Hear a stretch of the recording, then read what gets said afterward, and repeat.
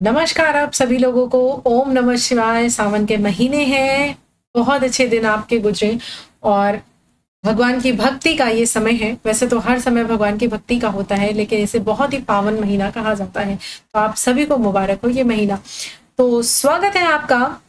ये देखिए, वेलकम की स्पेलिंग भी गलत हो गई है, तो इसको भी या तो करेक्ट होगा नहीं, कोई बात नहीं, आप इसको समझ लीजिएगा। ठीक है, स्वागत है आपका मूल मंत्रा सक्सेस में। टाइपिंग एरर हो जाती है कभी कभी, इंसान ही है, हाथ है। तो द टेबल टर्न आज हम पढ़ने वाले हैं। ये बहुत ही बेहतरीन पोएम है, बहुत ही ज़्यादा बेहतरीन पोएम है और साथ ही साथ आप लोगों को बहुत अच्छी लगेगी। बस साथ में बने रहिए लास्ट तक। पूरा जस्टिफिकेशन करने की कोशिश करूंगी इस टेक्स्ट के साथ, बहुत अच्छे से वन बाय वन आपको टेक्स्ट समझाऊंगी, इसका मीनिंग समझाऊंगी, इसके साथ कौन कौन सा फिगर ऑफ स्पीच यूज हुआ है, कौन सा मीटर यूज हुआ है, कब पब्लिश हुआ, मतलब इससे रिलेटेड पूरी इंफॉर्मेशन आपको देने वाली हूँ। आइए चलिए वीडियो को स्टार्ट करते हैं। तो ये जो आपका द टेबल टर्न है, इसको इन शॉर्ट हम बोलेंगे TTT। तो ये जो द टेबल टर्न है ये कंपोज हुआ है 1798 में और ये पब्लिश हुआ है 1798 के लिरिकल बैलेड कलेक्शन में। तो माय डियर, आप लोगों को ये ध्यान रखना है कि इसका कंपोजिशन और पब्लिश डेट दोनों सेम ही है। और अगर बात करें कि इसके स्ट्रेंजा की, तो 8 स्ट्रेंजा है इसमें और ये टोटल 32 लाइंस इसमें है। कितनी लाइंस है? 32 लाइंस है। आगे देखिए, poem is paired with the table turn and the expostulation and reply. उस कलेक्शन की बात है। पैराडॉक्स का इसमें यूज किया गया है। राइम स्कीम की बात करें तो पूरी पोएम में throughout the poem A B ये राइम स्कीम यूज हुई है। अभी हम इसको पोएम में भी देखेंगे। मीटर की बात करें तो ये 4 मीटर यूज हुए हैं। ये मत सोचिए यहाँ पर ही मैं आपको जस्ट नेम बता दूंगी कि ये मीटर यूज हुए हैं, नहीं, ये सारे मीटर कहाँ कहाँ पर यूज हुए हैं, कैसे कैसे मीटर यूज हुए हैं और ये मीटर होता क्या है ये भी हम समझेंगे, साथ ही साथ राइम स्कीम्स को भी समझेंगे। तो देखिए, मीटर जो है वो पहली लाइन में स्पॉन्डी का यूज हुआ है, थर्ड लाइन में आपका ट्रॉकी का यूज हुआ है और बाकी जो पूरी पोएम है उसमें आपका आइएम्बिक, टेट्रामीटर और ट्राईमीटर का यूज हुआ है। क्लियर है?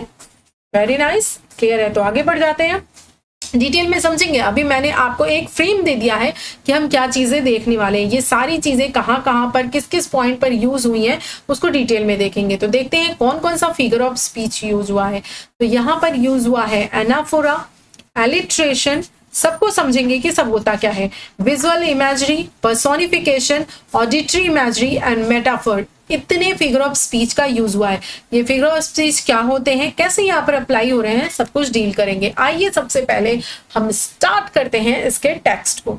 आइए देखिए, पढ़ते हैं इसका टेक्स्ट, स्टार्ट करते हैं। अप अप क्या है? अप अप यहाँ पर क्या यूज हुआ है अभी हम साथ ही साथ देखते चले, नहीं मैं आपको बाद में बताऊंगी, बस अभी बता भी सकती हूँ। यहाँ पे एनाफोरा का यूज हुआ है, एनाफोरा का यूज हुआ है। एनाफोरा क्या होता है, स्टार्टिंग जब होती है और वैसे ही वर्ड्स जो रिपीट होते हैं, स्टार्टिंग में सेम वर्ड्स रिपीट होते हैं, एनाफोरा बोलते हैं। तो ये अब देखिए, एनाफोरा यहाँ पर फिगर ऑफ स्पीच यूज हुई है। मैं यहाँ पर बताऊंगी तो एक्सप्लेनेशन में वो फ्लो नहीं आ पाएगा, तो मैं चाहती हूँ कि मैं पहले इसको अच्छे से एक्सप्लेन कर दूं, उसके बाद आपको फिगर ऑफ स्पीच और मीटर समझाती हूँ। तो देखिए, अप माई फ्रेंड, उठो उठो मेरे मित्र, मेरे फ्रेंड उठो, एंड क्विट योर बुक्स, अपनी बुक्स को बंद करो, क्विट करो, और surely you will grow double. नहीं तो मैं आपसे ये श्योर कहता हूं, आपको ये अश्योर करता हूं कि आप डबल हो जाओगे, यानी कि आपकी जो हेल्थ है वो खराब हो जाएगी, आप मोटे हो जाओगे, क्योंकि आप हमेशा बैठे हो, आपकी कोई फिजिकल एक्टिविटी नहीं है, आप कहीं बाहर नहीं जा रहे, हमेशा अपने आप को इन बुक्स से आपने पैक करके रखा है। तो उठिए उठिए मेरे प्यारे दोस्त, उठिए और इन बुक्स को बंद करिए, क्विट करिए, नहीं तो आप क्या हो जाएंगे, डबल हो जाएंगे। Up up my friend and clear your looks, उठिए उठिए मेरे प्यारे मित्र, उठिए और क्लियर योर लुक्स, अपना ये जो हुलिया आपने बना रखा है ना, इसको थोड़ा सा क्लियर करिए, यानी थोड़े साफ सुथरे हो जाइए, अच्छे से हो जाइए, यानी कि आप अपने लुक को थोड़ा सा क्लियर करिए। यानी जो एकदम लुक का मतलब क्या, ऐसा नहीं कि नहाए धोए नहीं है, लुक का मतलब ये कि आपके फेस पे जो चिंता है, जो टेंशन है अपनी स्टडीज को लेके, अपनी बुक्स को लेकर के, तो इनको थोड़ा सा हील करिए, इनको थोड़ा सा क्लियर कर लिए। Why all this toil and trouble? भैया क्यों इतना हार्ड वर्क और क्यों इतनी परेशानी? टॉयल का मतलब क्या है, हार्ड वर्क। क्यों आप लगे हुए हैं रात दिन इस हार्ड वर्क में एंड इस ट्रबल, इस परेशानी में आप क्यों लगे हुए हैं? तो ये पहला पैराग्राफ जो है वो विलियम वर्ड्सवर्थ अपने फ्रेंड से बोल रहे हैं कि उठिए उठिए मेरे प्यारे मित्र और अपनी इन बुक्स को बंद करिए, अदरवाइज आप डबल हो जाएंगे इन साइज। और उठिए मेरे प्यारे मित्र, नहीं तो उठिए और अपने ये जो लुक्स हैं, जो आपने हुलिया बना रखा है परेशानी का, ट्रबल का, हार्डवर्क का, इसको थोड़ा सा क्लियर करिए। क्यों इतनी परेशानी, क्यों इतना टेंशन आप ले रहे हैं, क्यों इतना हार्डवर्क कर रहे हैं? आइए सेकंड स्टैंजा देखते हैं। The sun above the mountains head, वो देखिए, अरे उधर देखिए, वो देखिए जो सन है ना वो माउंटेन के हेड पे आ गया है। एंड अ फ्रेशिंग लस्चर मेलो, और एकदम फ्रेश लस्चर मेलो जो है through all the long green field has spread, पूरी ये जो ग्रीनरी है, पूरी जो ग्रीनरी बाहर है, ग्रीन फील्ड है, उस पे जो है ये लॉन्ग जो ग्रीन फील्ड है, इस पे ये जो लश्चर मेलो है, ये शाम की जो इवनिंग की एक अच्छी सी रोशनी है वो फैली हुई है। His first sweet evening yellow, ये जो पहली आपकी अच्छी इवनिंग है मेरे साथी, आइए उसको देखिए, क्योंकि आपने अभी तक नेचर को एंजॉय नहीं किया, अपने आप को आपने इस ट्रबल, इस परेशानी, इस हार्डवर्क में रखा है। तो आइए थोड़ा सा नेचर के करीब आइए, आइए देखिए इस माउंटेन के ऊपर, माउंटेन के हेड के ऊपर आए हुए सन को, और उससे जो रोशनी निकल रही है, जो फ्रेश लश्चर मेलो जो है वो ग्रीन गार्डन पे, ग्रीन एरिया में किस तरह से स्प्रेड हो रहा है, फैल रहा है। आइए इस स्वीट सी इवनिंग को क्या करिए, एंजॉय करिए। क्लियर है? मुझे तो बहुत अच्छी लगती है, बहुत बेहतरीन लगती है ये पोयम, क्योंकि ये हमें ये संदेश भी देती है कि हमें जो है थोड़ा ना थोड़ा अपने इन्वायरमेंट से, नेचर से भी कनेक्टेड होना चाहिए। हमें वाकई इन बुक से कहीं ज़्यादा चीज़ें प्रैक्टिकल लाइफ में, आपको जो धक्के लगते हैं, जो आप धोखे खाते हो, जो चीज़ें आप प्रैक्टिकल लाइफ में देखते हो, सीखते हो इस नेचर से, इन्वायरमेंट से, वो इससे कहीं ज़्यादा वैल्यूएबल होती हैं, आपके काम आती हैं। तो इन्होंने यहाँ पर नेचर की बहुत बड़ी इंपॉर्टेंस बताई है। तो आइए देखिए, ये हमारा पैराग्राफ नंबर यानी कि स्ट्रेंजा नंबर 3 है, और आप देख रहे हैं कि 4 लाइन का हर स्ट्रेंजा है। यहाँ पर ये कह रहे हैं, books is a dull and endless strife, come here, the woodland linnet, how sweet his music on my life, there's more of wisdom in it। यहाँ पर ये कह रहे हैं, ये जो बुक्स हैं ये एक डल और एंडलेस स्ट्राइफ है, यानी कि ये बेजान है और कभी ना खत्म होने वाला संघर्ष है। ये आपके पास, आप बुक्स पढ़ते जाओ, आपका जीवन खत्म हो जाएगा, लेकिन बुक्स नहीं खत्म होंगी, ज्ञान नहीं खत्म होगा। तो ज्ञान तो बहुत बड़ा है, लेने का तरीका अलग है। ज्ञान आप प्रैक्टिकली भी ले सकते हो। आप नेचर के पास आइए, नेचर भी आपको तरह तरह का ज्ञान देती है, जीवन जीने का सलीका सिखाती है। तो आइए मेरे फ्रेंड, इस एंडलेस जो स्ट्राइफ आप कर रहे हो, जो संघर्ष कर रहे हो, कभी ना खत्म होने वाले संघर्ष को बंद करिए। कम हियर, इधर आइए। द वुडलैंड लिनेट, इस लिनेट को देखिए, इस लिनेट पक्षी को देखिए। हाउ स्वीट हिज म्यूजिक, इसका जो म्यूजिक है कितना मधुर, कितना स्वीट है on my life. There is no more wisdom in it, इससे ज्यादा विजडम, इससे ज्यादा बुद्धिमानी और कहीं भी नहीं है।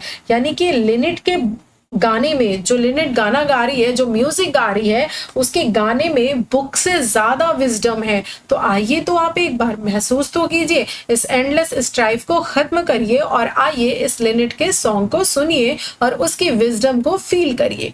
आइए बढ़ते हैं 4 नंबर पे। 4 नंबर स्टेंजा करता है, एंड हार्क और सुनो, एंड हार्क और सुनो, हाउ प्लिथ द थ्रॉस्टल सिंग। ये क्या है? ये भी एक पक्षी का नाम है, थ्रॉस्टल। तो आपसे एग्जाम में पूछा जा सकता है कि कौन सी 2 बर्ड्स के बारे में बात की गई है, तो वो वर्ड्स हैं लिनेट एंड थ्रॉस्टल। ठीक है, किसमें बात की गई है? टीटी में, टी में। तो और सुनो, हाउ ब्लिथ द थ्रॉस्टल सिंग्स, ये जो कितना प्रसन्नचित होकर, ब्लिथ का मतलब क्या है? ब्लिथ का मतलब है प्रसन्नचित। तो कितना प्रसन्नचित होकर ये जो थ्रॉस्टल है वो गाना गा रही है। He too is no mean preacher, इसको आप कोई कम उपदेशक मत समझिए। ये किसी धर्मोपदेशक से, किसी टीचर से, किसी उपदेशक से कम बिल्कुल भी नहीं है।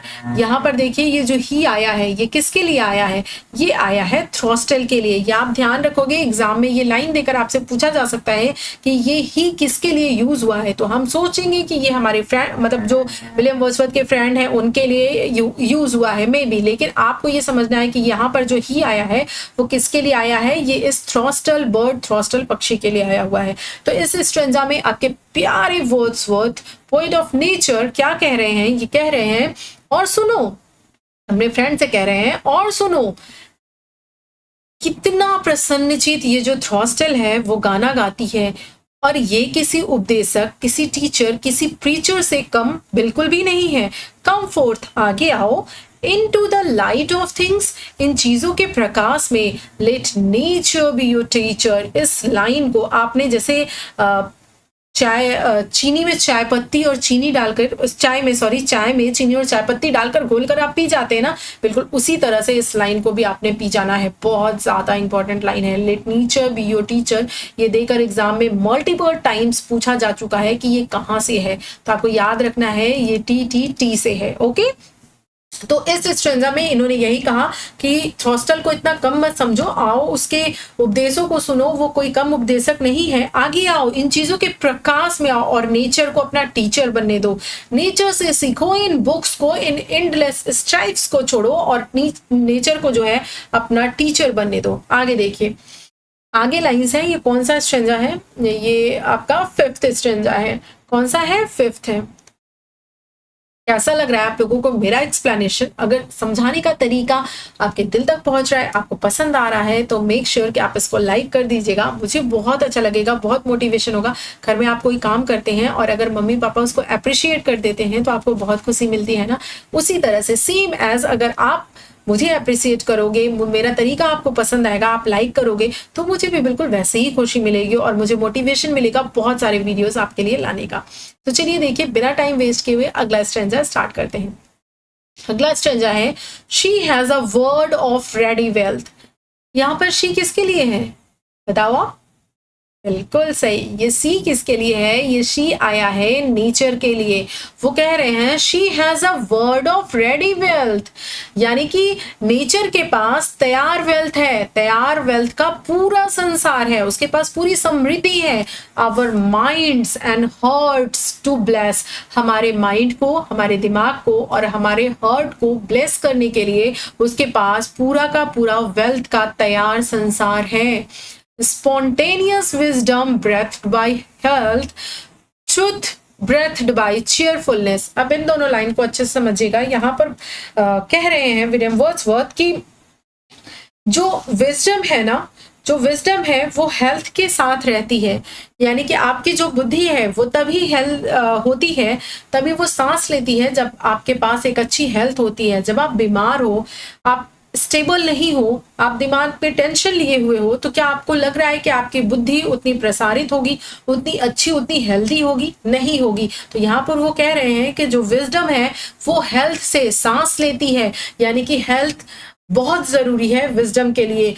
ट्रूथ जो सच्चाई है, प्रेस्ड बाय चेयरफुलनेस, वो खुशियों से, हैप्पीनेस से सांस लेती है।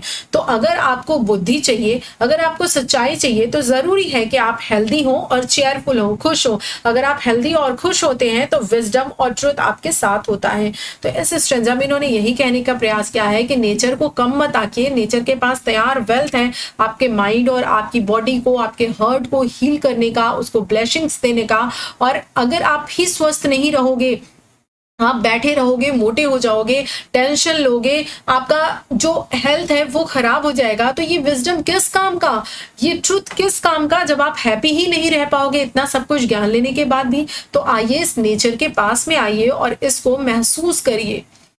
आगे देखिए, ये स्ट्रेंजा भी अगेन आपको चाय में पड़ी चीनी की तरह घोलकर पी लेना है। अब आप बोलोगे मैं तो चीनी पीती ही नहीं हूँ या पीता ही नहीं हूँ, जैसे मैं नहीं पीती हूँ, मैं भी भैया चीनी नहीं लेती चाय में।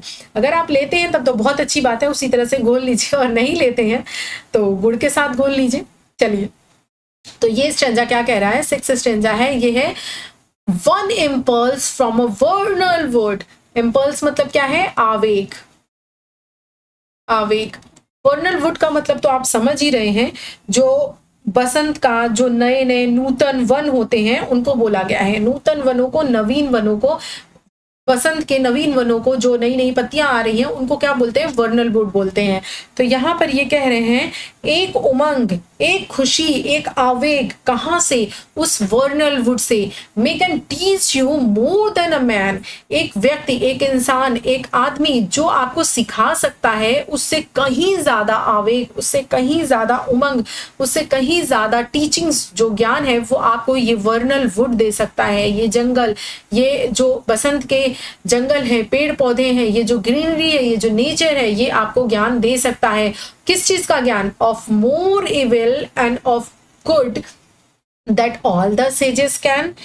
जो भी कोई ज्ञानी व्यक्ति आपको कि क्या बहुत बुरा है, नैतिक रूप से क्या बुराइयां हैं, नैतिक रूप से क्या अच्छा है, ये आपको जो कोई सेज, जो कोई साधु या संत बता सकता है, उससे कहीं ज्यादा आपको ये वर्नल वुड सिखा सकता है, टीच कर सकता है, बता सकता है। अब तो आप, मुझे लगता है, नहीं बोलोगे कि ये लाइन याद नहीं हो रही है। इस लाइन से आपको वर्नल वुड एंड इम्पल्स जो है, इम्पल्स और वर्नल वुड, दो आपको जो मेन वर्ड है वो समझने हैं, वो याद करने हैं कि जंगल से जो आवेग, जो उमंग मिलती है वो कहाँ से है? वो टी से है, द टेबल टर्न से है। ये लाइंस देकर एग्जाम में पूछी जाती हैं कि ये लाइंस कहाँ से ली गई हैं, तो द टेबल टर्न से ली गई हैं। अब मैंने इतने अच्छे से एक्सप्लेन कर दिया है आपको, मुझे नहीं लगता अब आपको एग्जाम में ये लाइंस आएंगी तो कभी भूलेंगी, या आपको जरूर क्लिक करेंगी, मेरी वॉइस आपके एग्जाम में, आपके कान में जरूर गूंजेगी। तब आप मुझे याद करिएगा कि हाँ, किसी ने इतना बेहतरीन तरीके से बताया था। मैं ये नहीं कह रही कि मैं ही बताती हूँ, बहुत सारे लोग पढ़ाते हैं, लेकिन हो सकता है आपको मेरा वे ऑफ टीचिंग अच्छा लगता हो।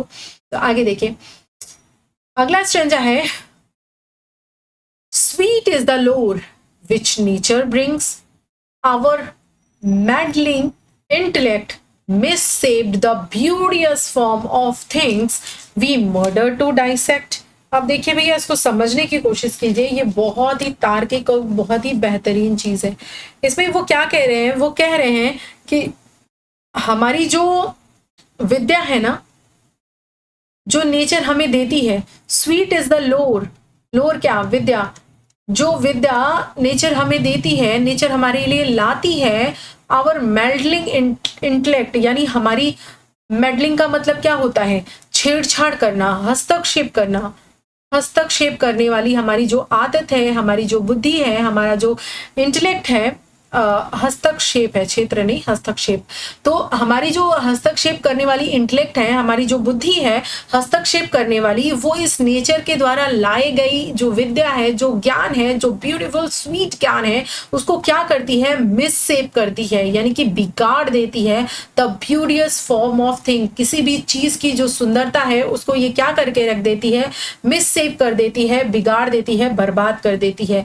वी मर्डर टू डाइसेक्ट, हम क्या करते हैं? उन चीजों को विभाजित कर देते हैं, चीड़ फाड़ कर देते हैं, उनका मर्डर कर देते हैं। कैसे? डाइसेक्ट करके, यानी चीड़ फाड़ करके हम उनका मर्डर कर सकते हैं। अब यहाँ पर आपको जो एग्जैक्ट लाइन है उनका मीनिंग पता चल गया, लेकिन इसके पीछे जो वो कहना चाह रहे हैं, वो ये कहना चाह रहे हैं, क्योंकि हम जो हैं, हम अपने आप को ये मानते हैं कि हमने बुक से बहुत ही ज्ञान ले लिया, साइंस बहुत आगे हो गया है, तो हर चीज़ों को हम साइंस के आईने से देखने की कोशिश करते हैं। लेकिन उनका मानना ये है कि जो प्रकृति है ना, उसको उसी के नज़रिए से देखना चाहिए, उसी से समझना चाहिए। हर जगह हमें अपनी जो हस्तक्षेप करने वाली हमारी बुद्धि है, जो तार्किक बुद्धि है, उसको हर जगह नहीं लगा देना चाहिए, वरना आप जो नेचर की खूबसूरती है, जो आप खूबसूरत चीजें हैं, उसको आप क्या कर दोगे? मिसशेप कर दोगे, उसका मर्डर कर दोगे, उसकी खूबसूरती को खत्म कर दोगे। अब जैसे कि कोई व्यक्ति है जिसको नेचर बहुत पसंद है, और वो, मैं ये नहीं कह रही कि उसे साइंस में बिलीव नहीं है, उसे साइंस में बिलीव है, लेकिन वो साइंस को साइंस की जगह पे रख रहा है, साइंटिफिक चीजों को साइंटिफिक तरीके से देख रहा है, और नेचर को नेचर की तरीके से देख रहा है, नेचर में जाकर उस आईने से देख रहा है। तो दोनों में अंतर है। निकलते हुए सूरज को आप साइंस की दृष्टि से अलग देख सकते हो, वहां पर अलग तर्क लगा सकते हो, लेकिन वही सूरज कितना सुंदर लगता है देखने में। डूबता हुआ सूरज, निकलता हुआ सूरज कितनी हैप्पीनेस देता है, वो नेचर को समझने वाला व्यक्ति ही समझ सकता है। जो कभी पहाड़ों पर नहीं गया और उसे नेचर से प्रेम है, आप उसे एक बार पहाड़ों पर ले जाइए, आप उसे झरने दिखाइए, देखिए वो खुश हो जाएगा, उसका मन एकदम प्रफुल्लित हो जाएगा, उसे लगेगा कि हाँ ये मैं हूँ, मैं अपने आप से मिल रहा हूँ, मैं अपनी नेचर, अपनी प्रकृति माँ से मिल रहा हूँ। तो बिल्कुल ऐसी ही फीलिंग होती है। और मुझे ये जो पोयम है वो इसलिए बहुत क्लोज है क्योंकि मैं भी अपने आप को बहुत नेचर के पास पाती हूँ। मुझे नेचर में, ग्रीनरी में बहुत ज्यादा अच्छा लगता है। जब मैंने भी पहली बार माउंटेन्स देखे थे, फॉल्स देखा था, मुझे भी बहुत ही ज्यादा, जिसे बोलते नहीं है कि बहुत आपको लगता है कि ऐसा भी है, ऐसा भी है, कितनी अच्छी चीजें हैं, मैंने अभी तक ये नहीं देखा, मैंने ये नहीं देखा, ऐसा फील होता है। क्या आपके साथ भी होता है, या फिर आप उन चीजों का मर्डर करने में बिलीव रखते हो कि आप हर जगह पर तर्क ही लगाते हो कि ये पहाड़ों में क्या है, ये तो बेजान सा पहाड़ है, उठ गया है, जलवायु आया होगा या कोई और रीजन रहा होगा जिसकी वजह से ये एक ऊंचा पहाड़ बन गया है, एक आकृति है जो ऊपर उठ गई है, तो इसमें क्या इतना खूबसूरत लगना, ये साइंस है भाई। तो इसने खूबसूरती बिगाड़ दी, इसने मर्डर कर दिया उसका। और अगर जो नेचर वाला बंदा है वो उसको नेचर की आंखों से देखेगा। आई थिंक इतना एक्सप्लेनेशन आपको समझने के लिए काफी है। आगे बढ़ते हैं और ये देखते हैं हमारा लास्ट स्ट्रेंजा है, स्ट्रेंजा नंबर 8। हो गई ना 32 लाइन। तो इसमें क्या है, enough of art and science, enough of science and art, बहुत हो गया विज्ञान और art. Close up those barren leaves, बंद करो यार इन बैरन लीव्स को। किसको बोला है बैरन लीव्स, बताइए आप मुझे नीचे कमेंट करके, फिर मैं आपको बताती हूँ। कम फोर्थ, आगे आओ, and bring with your heart. लेकिन सुनो सुनो भाई सुनो, सिर्फ तुम मत आगे आना, ऐसा नहीं है कि तुम आगे आओ और अपने दिमाग के साथ आ जाओ और अपने दिल को उधर ही रख कर आओ। नहीं भैया, दिमाग को उधर रख सकते हो लेकिन अपने दिल के साथ जरूर आना। Come with you a heart, अपने साथ अपना दिल भी ले आना, क्योंकि जो नेचर है ना उसको दिल ही फील कर सकता है। दैट वॉचेस एंड रिसीव्स, वो देखेगा और उसको रिसीव करेगा, उन ब्यूटी को, उन खूबसूरती को, उन एजुकेशंस को क्या करेगा, वो रिसीव करेगा। अब इसको समझिए, बहुत हो गया साइंस और आर्ट, बंद करिए इन बैरन लीव्स को, यानी कि इन बुक्स को बंद करिए, बुक्स के पेजेस को यहाँ पर बैरन लीव्स बोला गया है, ठीक है। बेजान जो पत्ते हैं, बेजान बुक बोली गई है, किसको, बैरन लीव्स के लिए ये आया हुआ है। बहुत अच्छे से आप इसको याद रखेंगे, पूछा जा सकता है एग्जाम में। आगे है 2 लाइन्स, आगे आओ भैया, और आना तो साथ में अपना हृदय भी जरूर लेकर आना, ताकि वो जो है चीजों को देख सके और वहां से चीजों को रिसीव कर सके। कैसा लगा, मजा आया ना? मुझे तो बहुत मजा आया आपको पढ़ा करके, और अगेन इस पोएम से एक बार गो थ्रू हो करके। अब आप बताइएगा कि क्या आपको मजा आया इस एक्सप्लेनेशन में। तो आइए अब हम चलते हैं बैक। बैक क्यों चलेंगे हम, बैक इसलिए चलेंगे कि अब हमको समझना है ये सारे फिगर ऑफ स्पीच एंड ये मीटर और राइम स्कीम, ये अब हमको समझना है। तो पूरा एकदम पावर पैक पढ़ाऊंगी यार, आप चिंता मत करो। अगर आपने एक वीडियो ये देख लिया ना, तो आपको ये नहीं लगेगा कि इस पोएम में से कुछ भी छूट गया है। अगर आपको टीचिंग समझ में आ रही है, मेरा स्टाइल समझ में आ रहा है पढ़ाने का, तो डेफिनेटली आपको जो है कोई और वीडियो नहीं देखना पड़ेगा, ये पूरा का पूरा आपको यहीं से तैयार हो जाएगा। ये तो मैंने आपको एक्सप्लेन कर ही दिया है। अब इसको क्या बताऊं फिर से, यहाँ पर क्या है, एनाफ हो रहा है, ठीक है, ये अप रिपीट हो रहा है, तो ये क्या है, ये एनाफ हो रहा है। अब यहाँ पर जिसे बात करते हैं कौन से मीटर की यूज हुई है, ठीक है, यहीं पे हम साथ साथ दोनों देखते चले, नहीं तो फिर मुझे बार बार बैक आना पड़ेगा। तो यहाँ पर कौन सा आपका जो मीटर है वो यूज हुआ है, अभी हमने देखा था ना। मुझे लगता है मुझे बैक ही जाना पड़ेगा, क्योंकि मुझे फिर पूरी चीजें आपको समझानी पड़ेंगी। यहाँ पर आपका जो है वो यूज हुआ है, थोड़ा सा दिखा देती हूँ। यहाँ पर आपका यूज हुआ है स्पॉन्डी, क्या यूज हुआ है, स्पॉन्डी। और स्पॉन्डी में होता क्या है, अप है ना, अप। तो ये जो अप है, इसमें दोनों में ही स्ट्रेस्ड सिलेबल है, यानी कि हम तेजी से बोल रहे हैं, स्ट्रेस कर रहे हैं, अप। तो यहाँ पर क्या है, स्पॉन्डी है आपका, उसके बाद फिर ट्रॉकी है। आइए देखते हैं, ट्रॉकी 3rd लाइन में है, ठीक 3rd लाइन में आपका ट्रॉकी है। आगे हम बढ़ेंगे, बार बार मुझे आगे पीछे जाना पड़ेगा यार आपको ये चीजें दिखाने के लिए। चलिए ऐसे करो, आइए ये देखिए बाकी जो लाइंस हैं आपकी बाकी सारी लाइंस पहली और तीसरी लाइन को छोड़ करके इस पूरे में बात की गई है आपका पेन कहाँ गई मेरी, इसमें आपका स्पॉन्डिया एंड ट्रॉकी यूज हुआ है। ठीक, बाकी ये देखिए बाकी ये जो लाइंस हैं, बाकी ये सारी लाइंस, बाकी पूरी पोएम में आपका क्या हुआ है यूज, आइएम्बिक आपका देखिए टेट्रामीटर, आइएम्बिक ट्राईमीटर। देखिए मैंने इसीलिए स्लाइड को पीछे ला दिया है, आप देख लीजिए आइएम्बिक टेट्रामीटर और आइएम्बिक ट्राईमीटर यूज हुआ है।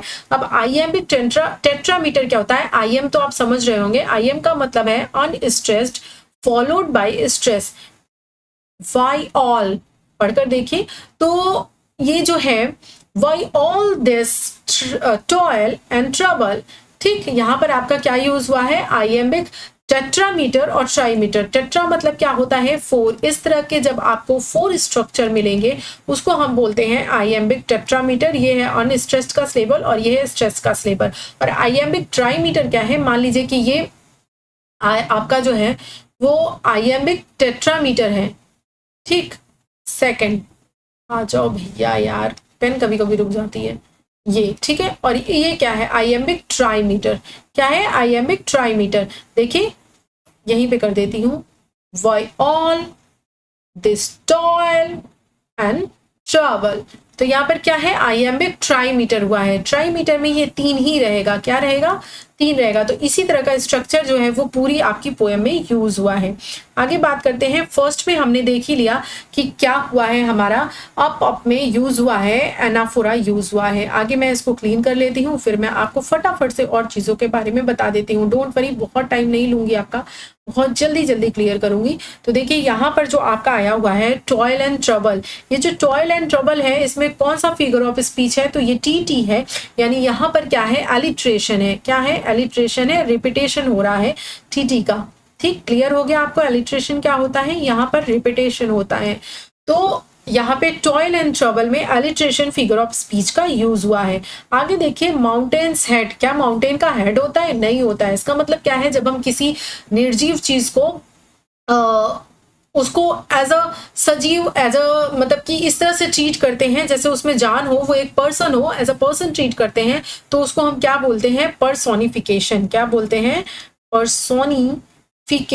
पर्सोनिफिकेशन समझ में आ गया, किसी नॉन लिविंग थिंग्स को लिविंग थिंग्स के जैसा ट्रीट करना। तो माउंटेन्स हेड यहाँ पर पर्सोनिफिकेशन का यूज हुआ है। उसके बाद इस पूरे पैराग्राफ में आपका क्या यूज हुआ है, विजन इमेजरी यूज हुआ है। विजन इमेजरी क्या है, विजन इमेजरी वो होती है जब राइटर आपको अपनी पोएम्स के थ्रू कुछ दिखाने का प्रयास करता है और वो चीज आपकी आंखों में रहती है, यानी कि आपके दिमाग में रहती है। वो चीज को आपको ऐसा लगता है जैसे आप देख रहे हो। जैसे यहाँ पर राइटर आपको दिखाने की कोशिश कर रहा है कि आइए देखिए कैसे माउंटेन ऊपर आ गया है, कैसे ग्रीनरी में बिल्कुल वो लाइट जो है वो रिफ्लेक्ट हो रही है। तो आप क्या कर रहे हो, उसको इमेजिन कर रहे हो इसको पढ़ते समय, तो इसको बोलते हैं विजुअल इमेजरी। तो यहाँ पर इस पूरे स्ट्रेंजा में किसका यूज हुआ है, सॉरी विजन इमेजरी का, किसका यूज हुआ है, विजन इमेजरी का।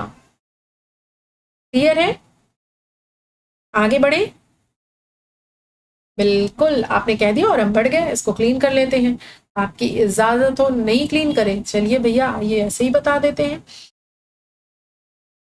बुक टिस, ये क्या है, अच्छा सॉरी एक चीज, सॉरी मतलब क्या, ये देखिए ये वाला जो मैंने आपको बताया अप, ये दोनों क्या है, ये दोनों क्या है, स्पॉन्डी यूज हुआ है यहाँ पर। अप स्ट्रेस, यहाँ पर भी स्ट्रेस, ये क्या है आपका स्पॉन्डी यूज हुआ है। और जैसे मैं जो ट्रॉकी की बात कर रही थी, वो ट्रॉकी आपका यहाँ यूज हुआ है बुक टिस में। कहाँ पर, बुक टिस में।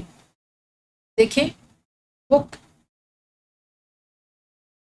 क्लिक हो जाओ भैया, ये देखिए बुक, यहां पर क्या हुआ है, ये आपका ट्रॉकी यूज हुआ है। ठीक, ट्रॉकी में क्या होता है, ट्रॉकी में आईएम का उल्टा होता है, यहाँ पर स्ट्रेस लेवल पहले आता है और अनस्ट्रेस लेवल बाद में आता है। तो ये है ट्रॉकी। तो थर्ड स्ट्रेंजा में क्या यूज हुआ है, ट्रॉकी यूज हुआ है। अब बात करते हैं फिगर ऑफ स्पीच की, तो यहाँ पर यूज हुआ है ऑडिटरी इमेजरी। क्या यूज हुआ है, ऑडिटरी इमेजरी। ऑडिटरी इमेजरी जो है वो क्यों यूज हुआ है, समझ रहे हैं आप बात को, चलिए बता दीजिए समझ रहे तो। ऑडिटरी इमेजरी इसलिए यूज हुआ है क्योंकि यहाँ पर राइटर आपको चीजें सुनाने की कोशिश कर रहा है।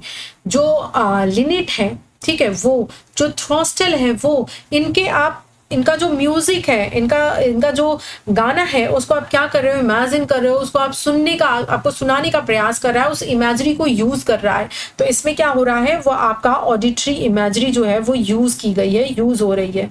ठीक है, आगे देखिए यहाँ पर है आपका जो एंडलेस स्ट्राइफ है, ये किसके लिए आया है? ये जो एंडलेस स्ट्राइफ है ये बुक्स के लिए आया है, बुक के लिए आया है। तो बुक और एंडलेस स्ट्राइफ जो कंपैरिजन किया गया है, तो इस हिसाब से यहाँ पर कौन सा फिगर ऑफ स्पीच है? यहाँ पर है आपका मेटाफर।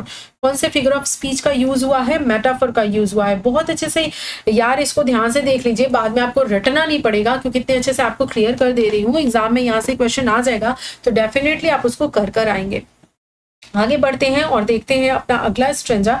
अगले स्ट्रेंजा में भी मैंने आपको जैसे बताया कि इसमें भी ऑडिटरी इमेजरी का यूज है, क्योंकि यहाँ पर भी हम थ्रॉस्टल का जो गाना है उसको सुन रहे हैं, और यहाँ पर जो थ्रॉस्टल है उसको एज अ प्रीचर इसको क्या बनाया गया है, एक उपदेशक बताया गया है। तो यहाँ पर भी क्या हुआ है, मेटाफर का यूज हुआ है। यहाँ पर भी कंपैरिजन किया गया है, ठीक, उसको मेटाफर बताया गया है। मेटाफर तो आपको पता है ना, सिमिली क्या होता है, जब हम चीजों को उसके जैसा बताते हैं, लाइक और एज का यूज करते हैं, ठीक है, सिमिली। लेकिन मेटाफर में क्या है, हम कंपैरिजन करते हैं और उस चीज को, जिस चीज से कंपैरिजन कर रहे हैं उस चीज को वही बता देते हैं। हमने थ्रॉस्टल चिड़िया को ही क्या बता दिया, प्रीचर बता दिया, उपदेशक बता दिया। टीचर से हमको कंपैरिजन करना है तो हमने उसको उपदेशक से उसकी तुलना कर दी है, उपदेशक कह दिया। तो देखिए यहाँ पर क्या हुआ है, ये वह है आपका मेटाफर। क्लियर है? आगे बढ़े, चलिए आगे बढ़ जाते हैं। ये तो मैंने आपको बता ही दिया था, ठीक, आगे के स्ट्रेंजा में कि ये जो आपका शी वर्ड आया हुआ है, ये शी किसके लिए है, ये नेचर के लिए आया हुआ वर्ड है। ये बहुत इंपॉर्टेंट स्ट्रेंजा है, अगेन आपसे कह रही हूँ, इसको बहुत अच्छे से क्या करिएगा, समझ लीजिएगा, याद कर लीजिएगा। यहाँ से क्वेश्चन कई बार एग्जाम में आ चुका है। अगला जो स्ट्रेंजा है उस पे चलते हैं। अगला स्ट्रेंजा है आपका, इस स्ट्रेंजा में फिर अगेन जो है वो नेचर को क्या कहा गया है, लोर कहा गया है, यानी कि यहाँ पर भी क्या है, पर्सोनिफिकेशन का यूज किया गया है। मैं सिंपल में लिख दे रही हूँ पर्सोनिफिकेशन, क्योंकि मैं बता चुकी हूँ। तो पर्सोनिफिकेशन क्या होता है, तो यहाँ पर किसका यूज किया गया है, पर्सोनिफिकेशन का यूज किया गया है। उसके बाद देखिए आपका आता है बैरन लीव्स। मैंने आपको बताया था ये बैरन लीव्स किसके लिए आई हुई हैं, जो बुक के पेजेस होते हैं, बुक के पेजेस होते हैं, उनके लिए ये बैरन लीव्स जो है वो आई हुई है। तो यहाँ पर भी क्या है, मेटाफोर का यूज है। किसका यूज है, मेटाफोर का। कितना बेहतरीन तरीके से इन्होंने मेटाफोर का यूज किया है, आप देख लीजिए पोएम में। उसके बाद देखिए यहाँ पर इन्होंने बोला है हर्ड को क्या, वॉचेज एंड रिसीव्स। तो यहाँ पर भी क्या है, आपका पर्सोनिफिकेशन का यूज हुआ है। आई थिंक चीजें आपको क्लियर होंगी, बहुत अच्छे से क्लियर होंगी। मैंने सब कुछ बता दिया है, कुछ भी नहीं छोड़ा है सिवाय एक चीज के, वो है आपका राइम स्कीम। क्या है वो आपका, वो है आपका राइम स्कीम। तो आइए हम राइम स्कीम को भी देख लेते हैं। किसी भी स्ट्रेंजा में इसको हम बैठा के देख लेते हैं, वो एज इट इज आपके हर स्ट्रेंजा के लिए लागू होता है।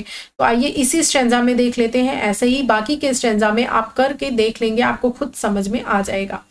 तो इसमें किसका यूज हुआ है, मैंने आपको अभी बताया था पोएम के स्टार्टिंग में, अब अगेन वापस नहीं जाऊंगी। एबी का यूज हुआ है। किसका यूज हुआ है, एबी राइम स्कीम का यूज हुआ है। अब आप बोलिए अपने मुंह से, ब्रिंग्स, ए हमने बोला इसको, इंटेलेक्ट, क्योंकि ये ब्रिंग और इंटेलेक्ट मैच नहीं कर रहा है तो हमें इसे दूसरा नेम देना पड़ेगा, हमने इसको नाम दिया बी। और फिर अगला है थिंग। तो क्या ब्रिंग और थिंक राइम कर रहा है, बोल कर देखिए, ब्रिंग थिंक सेम साउंड है, राइम कर रहा है, तो हमने अगेन इसको ए का नाम दे दिया। फिर उसके बाद है इंटेलेक्ट और डाइसेक्ट। क्या ये राइम कर रहा है, बोलिए, intellect dissect, intellect dissect, intellect dissect, rhyme कर रहा है ना, वेरी नाइस। तो चलिए ये हो गया बी। तो आपकी क्या राइम स्कीम हो गई, ए बी। माय डियर, ये जो लोग नए हैं उनको इस तरह से मैं समझा रही हूँ ताकि बहुत बेहतरीन तरीके से उन्हें समझ में आ जाए। अगर आपने बहुत बार पढ़ा है, आप रिवीजन कर रहे हो, तो आपसे हम्बल रिक्वेस्ट है कि आप इसको 2x पे करके बहुत तेजी से, बहुत अच्छे से देख लीजिए, ताकि आपका टाइम भी किल ना हो और आपको सारी जो बेस्ट इंफॉर्मेशन है वो जल्दी से मिल जाए। क्योंकि हमें उन लोगों को लेकर चलना है। इस चैनल पे मैं बिल्कुल बेसिक जो 0 लेवल पे हैं, जो बिल्कुल स्टार्ट कर रहे हैं, जिन्हें नहीं पता है, बिल्कुल वहां से उनकी तैयारी कराना स्टार्ट करूंगी, वहां से ही लेकर चलूंगी। जो एडवांस है वो आप 2x पे देख लीजिए, अदरवाइज फिर चलिए। तो इसमें भी देखिए art, heart, art heart rhyme कर रहा है ना, लीव्स रिसीव्स ऐसे ही पूरे स्ट्रैंजा में राइम कर रही हैं। आप इनको खुद जो है वो बोलकर देख लीजिएगा। वेल्थ हेल्थ, ब्लेस केयरफुलनेस, ठीक। वर्नल would good, man can, clear है। चलिए बहुत अच्छा, thank you so much for watching. देखिए मैं इतना एक्साइटेड हूँ, इतनी खुश हूँ कि आप लोग इतना लास्ट तक मेरे वीडियो को देखें। आपने लास्ट तक देखा है तो ज़रूर मुझे ऐसा लगता है कि आपको पसंद आया होगा, तभी आप लास्ट तक रुके हैं। तो इसीलिए मेरा ये फ़र्ज़ बनता है कि मैं आपको थैंक यू बोलूँ। तो थैंक्स फॉर वॉचिंग। बहुत अच्छा लगा कि आपने वीडियोस को देखा, और लाइक कर देंगे तो और भी अच्छा लगेगा। चैनल को सब्सक्राइब कर लीजिएगा अगर आपने अभी तक नहीं किया है, तो इस फैमिली को जुड़कर और बड़ा बनाइए इसे। Thank you so much, bye bye. अपना ख्याल रखिए, अपनों का ख्याल रखिए, और बहुत कामली, बहुत पेशेंटली अपनी तैयारी करते रहिए।